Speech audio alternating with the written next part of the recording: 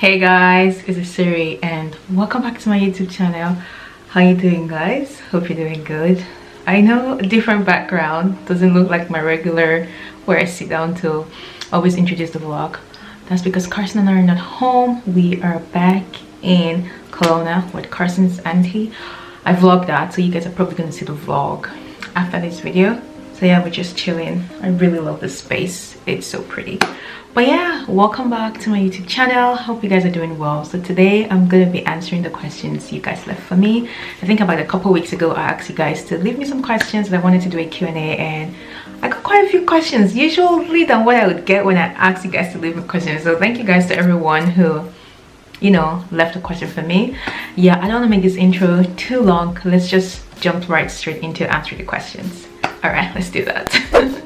Okay, the first question we're going to be answering is, why did you leave Korea? So I got this question 3 times, like 3 different people asked me this question, so I figured why not start with that, right? And I know you guys are wondering, considering sometime in December Carson and I put out a video saying we don't want to move back to Canada, but here we are in Canada. But yeah, we left Korea because it was time to leave.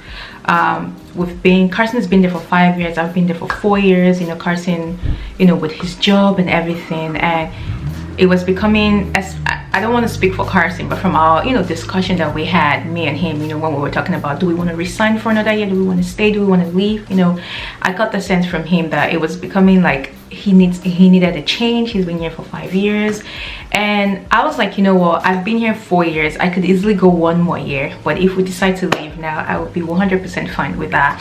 And yeah, that was why we left. We just need a change. We want to explore more places, and what we did say in that video where we said we're not planning to move back to Canada yet, it's true. We're not planning to settle down in Canada yet.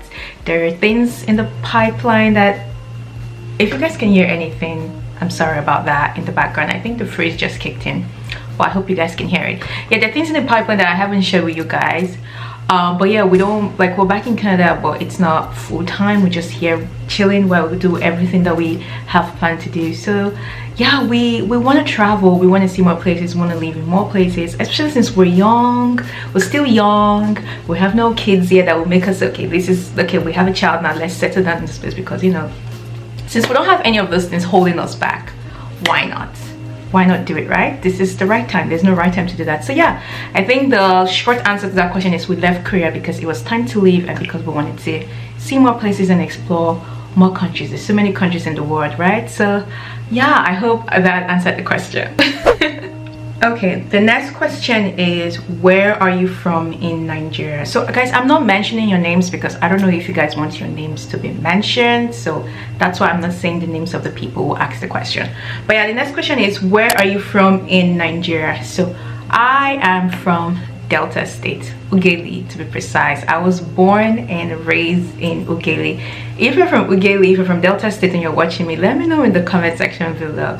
Yeah, I'm from the south. Delta State is in the southern part of Nigeria, and that's where I'm from, and I'm proud to be an honorable girl. I'm proud to be from Ughelli, even though like Ughelli is a very small town. It's like so small, but I'm proud to be from there. So yeah, that's where I'm from. I'm Nigerian, from Delta State, Ughelli precisely, born and raised. Okay, so moving on to the next question. The next question is, what province do you stay in Canada? So we live in the beautiful province of British Columbia. Oh my god, I mean, every time I look around me, I'm just like, this is so beautiful. Like, how can a place be this?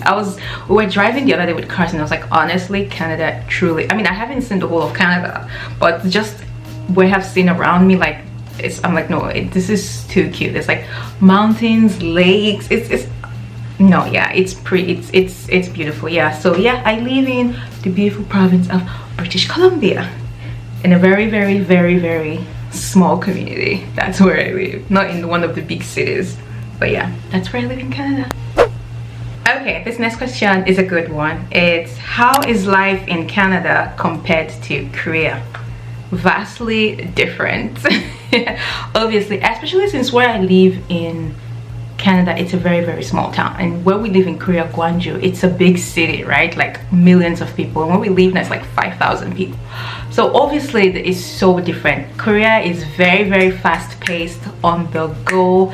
I live a very slow life now, which honestly, it's the kind of life I love to live, like the slow life. I just love everything slow, but also I appreciated the fast life because it gave me access to like the things I like. And speaking of access to the things I like, Korea was, everything is almost easily accessible in Korea, like easy transportation, places to hang out. Like you never run out of ideas of things to do in Korea. Like if you sit down at home and you just go on Google or Instagram or YouTube in your city, you will find a bunch of things to do in Korea, honestly. And here is quite different, right? Especially again because I live in a small town, so that's what I can compare it with. So yeah, it's vastly different. And also one thing again that I've noticed a lot is people in Canada like love small talks. Like Carson and I will be walking, you know, going for like a morning walk or just walking randomly, and somebody walking past us would say hi to us, or someone driving would say hi to us. In Korea, nobody cares about you like that. Nobody cares about small talks. Everybody just faces front and mind their own business. So yeah, that is like something different. Korean people are friendly, but I would say Canadians are friendlier, if that's in that kind of scenario. Like when it comes to like just somebody to just meet randomly, they're someone like me meeting someone randomly in Canada, they're most likely to talk to me than in Korea, where they would just be like, and I get that in Korea there's language barrier and all that, so the person is probably like, oh my god, this person is a foreigner, I don't speak Korean, I don't speak English, so it's gonna be like, oh, how do I say hello, even if I wanted to say hello to this person. So yeah, there is that. So yeah, it is vastly different. When it comes to like way of life, I would say my life here is very peaceful. Like I said, it's because it's very slow, it's not really fast-paced. But in Korea, not that it wasn't peaceful, but it was like on the go. So yeah, that's for me so far, that is like the differences that I can say, I can compare when it comes to Korea versus Canada. Okay. I'm feeling myself this morning, you guys can tell. If you can't tell already, I am. All right, let's move on to the next question. Okay, the next question is, before Korea, have you lived in Canada? No, before Korea I haven't lived in Canada, but I have visited Canada. When Carson and I were just dating, when we just actually even started dating back in 2015. Oh my god, 2015, that was a long time ago. Back in 2015 when we started dating, I think we're like maybe 4 or 5 months into dating, and we were still in the UK then studying. His parents were having their 30th wedding anniversary, no, 25th wedding anniversary, and Carson invited me. So it was summertime, so I came with Carson. That was the first time I met his parents and his family. The first time I met Carson's parents, I met his whole family because it was like a wedding anniversary. So his aunties and uncles and some of his cousins were there. So it was just not like I wasn't just meeting his parents, and we weren't like even like seriously dating them. But anyways, yes, so I came in 2015. I was here for like 2 weeks, and then I also came winter of 2015. Did I spend Christmas here? Yes, I did. I spent Christmas here of 2015. I stayed for like 3 weeks, and then obviously I came back early last year in January, and I spent about a month. Yeah, but this is the first time that I'm actually living in Canada, but I visited previously, so yeah. Okay, next question is, are you staying with your parents-in-law / who's your favorite author?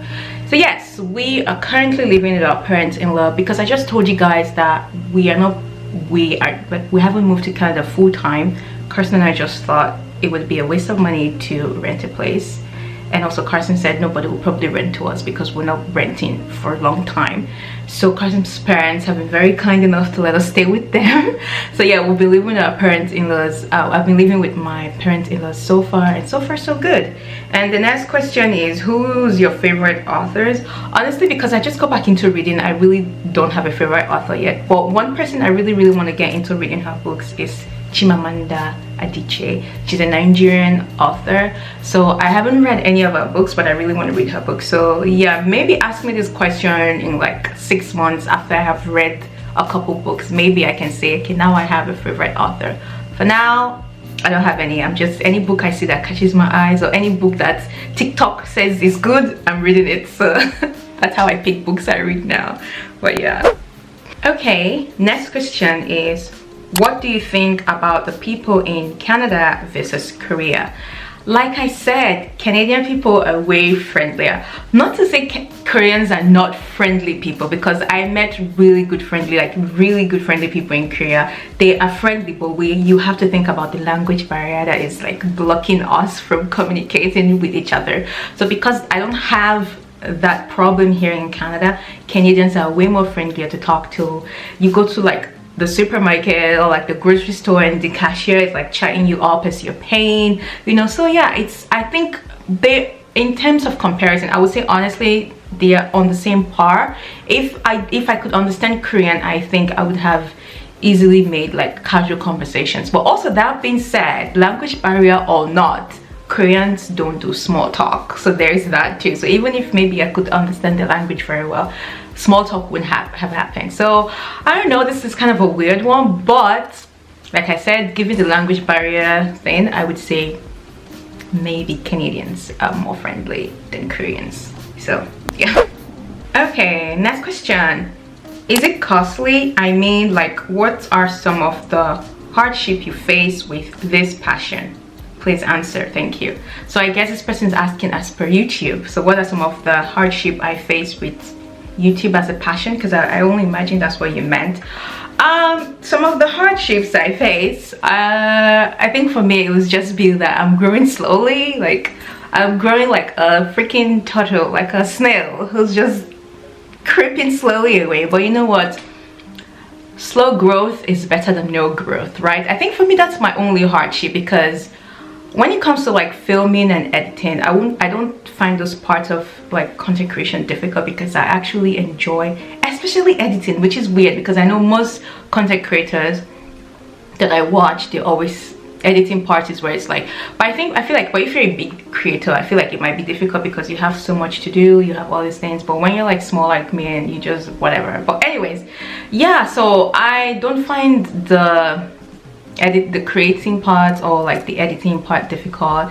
For me, like I said, the only difficulty is growing. That's the only place I have found difficulty, or yeah, what's the word, hardship? What did you use? Hardship. Yeah, that's the only place I've been saying it's been hard for me so far, growing my channel and my views. But you know what, I don't care if it's only 10 people that watches my video. As long as someone watches it, that is fine by me. I actually enjoy doing YouTube, and I know so many YouTubers or creators, you've heard it from so many big creators, say if you want to do YouTube, don't go doing it because of the money, because if that's why you're going to do it, if you don't blow up on YouTube, you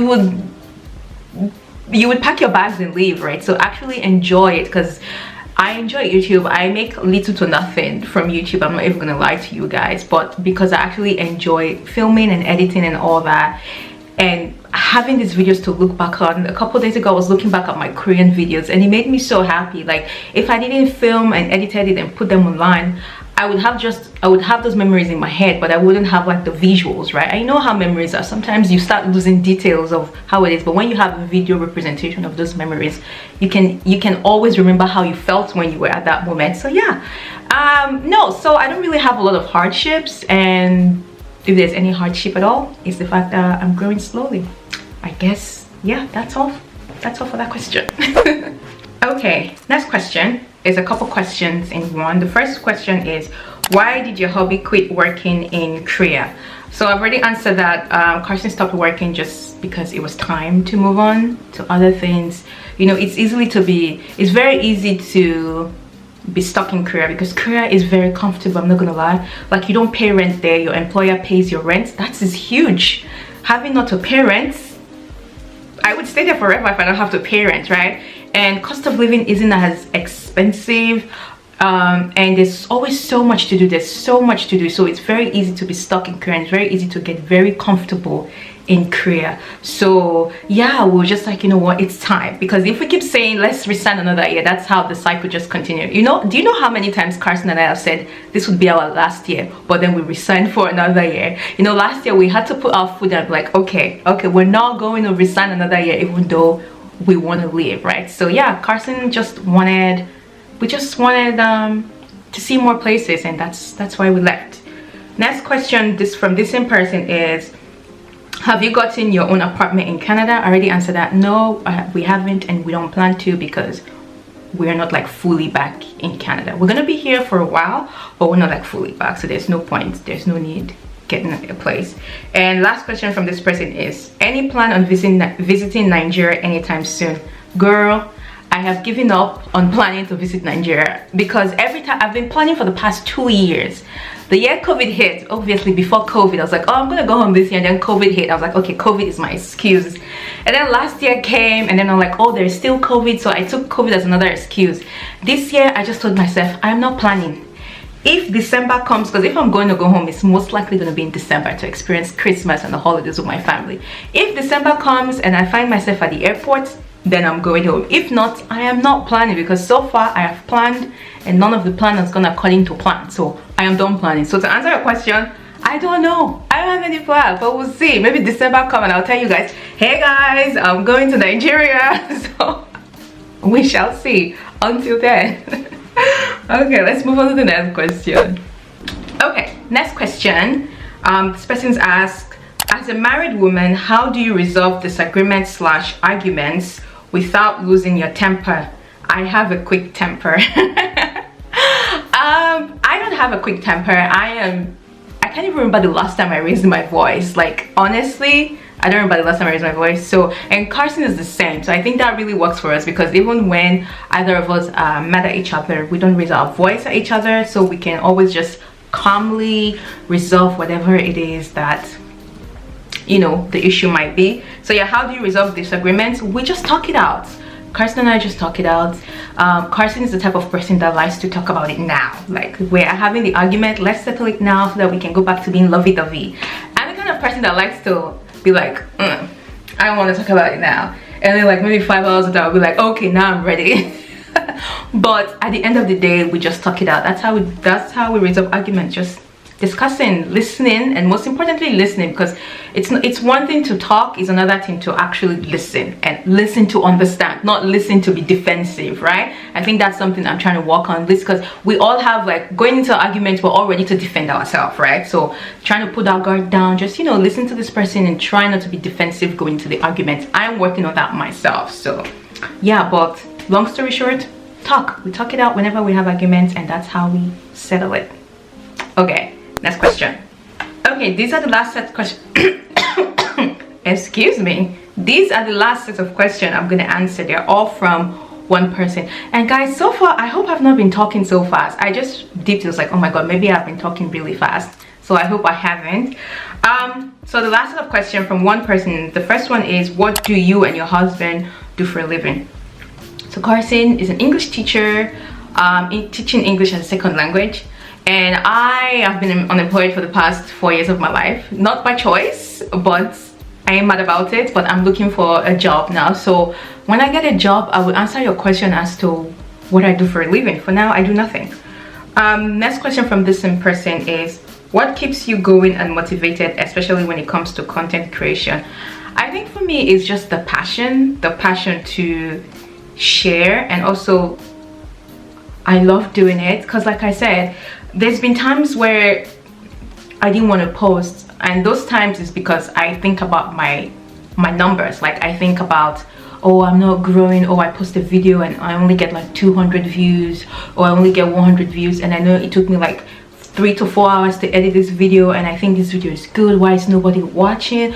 I've had those moments, I'm not gonna lie, because as much as I enjoy doing this, it would also be nice to see the number grow up, and it would also be nice to make a decent amount of money from this.